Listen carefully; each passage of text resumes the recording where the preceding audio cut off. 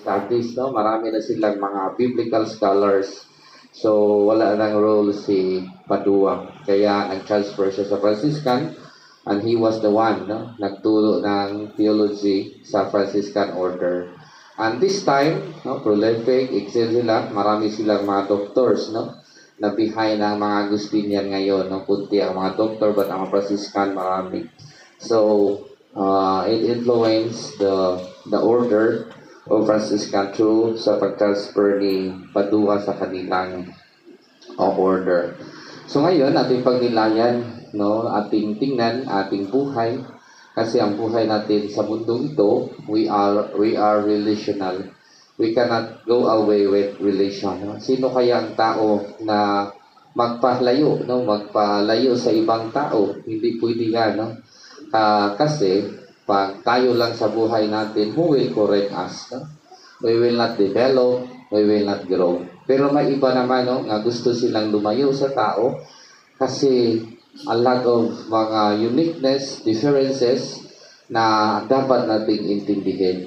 So, kaya ngayon, ang sabi ni Jesus, kinakailangan natin yung mga asal na nagagaling sa kalooban ng Diyos, asal na living in the gospel values, no? Rather than following the spirit of the devil. No? Kasi usually, sa ating mga experiences sa buhay, ang ating sinusunod, ang the spirit of the devil, just like anger. No? Yung magalit tayo. I remember, isang pari, he was prolific, marami siya mga followers because he is good in preaching. No? Kung magmisa siya sa Santa Clara, ang lahat ng palatiw, mga galing sa ang mga lugar, punta doon kasi maruno at best homily siya, no? Magandang kanyang mga homilya. Kaya tinalo siya ng maraming mga tao. So isang panahon, nag-homily siya, nag-misa siya during sa Eucharistic celebration, di ba? May alay, may mga serving sa mga sakristan. Then, ang sakristan, yung sakristan na sayo, no? Wrong in serving. Kaya nagalit ang pari, no? Nagsigaw siya. Hindi niya na-detect na mayroon palang microphone dito, yung unique, no? So, narinig sa mga tao. At yun ang temptation of the devil. The devil knows our weakness, no? Feed niya ang anger sa pari, kaya na-disappoint ang mga followers niya, no? So, ganyan din ang mga spirit of the demon. He sees always opportunities to tempt us, no? So, we need to be careful in everything we do. So, anger. And second, dalawa lang ating pagtingnan, no? Kay short lang atong time, ang ating oras. So, invade. Ang pangalawa, yung invade. Diba? Sa kalamitan sa atin, we invade. And sometimes, of course, it affects those invade and the invader. No? So, bakit mag-invade tayo sa ibang tao? Kasi tingnan natin, maybe lamang sila sa atin, no? Sa kagandahan or sa mga talentong ipinakita, kaya mag-invade tayo, no? But hindi naman ganyan. Kung makita natin lamang sila, then magsikap tayo na maging pariha sa kanila or even more, you know? Kailangan nating lampasan pa yung meron sa kanila rather than ma-invade tayo at we will plan bad things, no, in our mind, even leading to death, diba? Sama ni Cain at Abel, na yung sakripisyo ni Abel tinanggap ng Diyos at ang Cain hindi. So ano ang na-invade siya, no? At pinatay niya even ang kanyang kapatid. So kaya din, dayon din naman, tingnan natin ating ma-invade tayo. I hope it will not lead us, no, na papatayin natin ang tao. Ang pagpatay, dalawa yan, no? Pwede physical, pwede din sa mga chismis natin, no? Patayin natin ang tao, di ba? Kalamitan, marami mga chismis that it destroys the dignity of the person, no?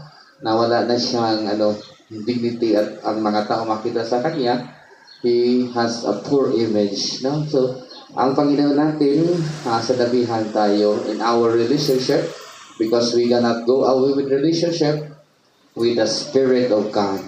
What is the Spirit of God? Tell us to be loving. No? Na, of course, loving doesn't entails we will not correct those who commit mistakes. Kay in the morality, there is what we call ang tinatawag na tacit agreement. No? Tacit agreement means pag hindi mo i-correct ang tao, no, sa kaniyang nagawang mga kasalanan, ang taong yon magpresyong na tama ang ginagawa niya. Kaya ulit-ulitin niya ang kasalanan niya. So you have also the responsibility to correct him or her.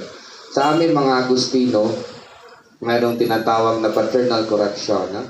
Yung paternal correction, not grounded with envy, not grounded with pride, but grounded that we love our brother. That's why we correct them so that he will not go astray. So gayon din naman ang ating perspectives. No? Kung mag-correct tayo sa tao, hindi sasabihin natin, oh, matalino ako sa kanya. Oh, mas ako, no? High-end kaysa kanya. Kung hindi, it will be grounded. Because I love that person, I will correct that person so that makabalik siya sa right direction ng buhay. So ito, no, pag-ibig, nakaikot sa ating buhay, pag-ibig ang sinimulan, pag-ibig ang katapusan. No? So that to have that spirit of the love of God. Second, to forgive. Importante sa buhay natin to forgive. Kaya believing we are not perfect. We are all wounded person. We need to heal our wounds. No? So that after healing our wounds, we will also become wounded healers. No? So we heal the lives of others because sa ating mga sangkatutak na karanasan sa buhay na ang ating mga wounds, it will become a scar. No? Unsang ng scar sa Tagal. What is the scar? Balat. Oh, mga piklat. No? Because of the love we give. No? So, ganyan din naman. No? So, everything we forgive, and it will become a scar, and it will also heal our woundedness, and eventually we become wounded healers. So, as we continue to pray, we ask the Lord for grace to help us as we live day by day in relation and contact with other people. May the love, forgiveness be always our rule in life, so that we will be happy and live a meaningful life in God alone. Amen. Amen.